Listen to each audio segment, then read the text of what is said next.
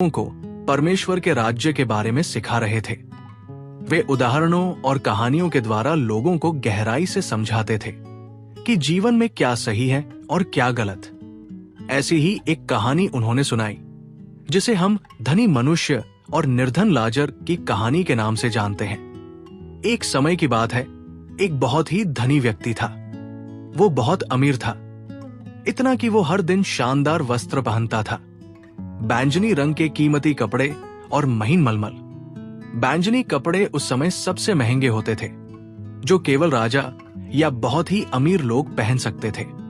ये व्यक्ति हर दिन दावत करता था, बड़ी बड़ी थालियों में स्वादिष्ट भोजन, बढ़िया शराब और आरामदायक जीवन। उसके महल जैसे घर के बाहर एक निर्धन व्यक्ति पड़ा रहता था, जिसका नाम लाजर था। लाजर बहुत ही गरीब था, इतना कि उसके पास पहनने के लिए भी सही कपड़े नहीं थे।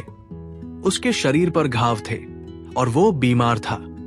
वो इतना कमजोर था कि चल भी नहीं सकता था और सिर्फ वही लेटा रहता था उस धनी के दरवाजे पर। लाजर की हालत दयनीय थी।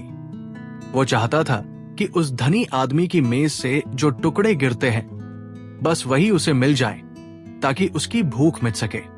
लेकिन किसी ने उसे नहीं देखा, किसी ने उसे खाना नहीं दिया। लोग उसे नजरअंदाज करते थे, जैसे वो कोई चीज हो, इंसान नहीं।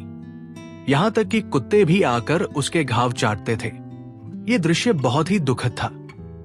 एक तरफ धनी व्यक्ति अपनी ऐशो आराम की जिंदगी में मस्त था और दूसरी ओर लाजर जिंदगी और मौत के बीच संघर्ष कर रहा था, सड़कों पर पड़ा हुआ। समय बीतता गया। एक दिन लाजर की मृत्यु हो गई, शायद भूख से, शायद बीमारी से।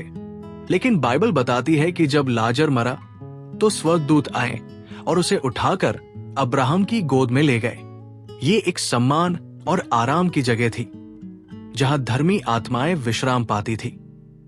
कुछ समय बाद उस धनी व्यक्ति की भी मृत्यु हो गई। उसके लिए कोई स्वर्गदूत नहीं आया। वो नरक में गया, जहां उसे अत्यधिक पीड़ा और दुख सहना पड़ा। अब हालात बिल्कुल उलट हो गए थे। लाजर आराम में था और धनी व्यक्ति दुख में। उस धनी व्यक्ति ने दूर से देखा, वो बहुत पीड़ा में था और उसने देखा कि लाजर अब अब्राहम की गोद में आराम कर रहा है। वो चिल्लाया और कहा, हे पिता अब्राहम, मुझ पर दया कर। लाजर को भेज दे कि वो अपनी उंगली का सिरा पानी में डुबोकर मेरी जीभ को ठंडक दे, क्योंकि मैं इस आग में बहुत कष्ट भोग रहा हूं। पर अब्राहम ने उत्तर दिया,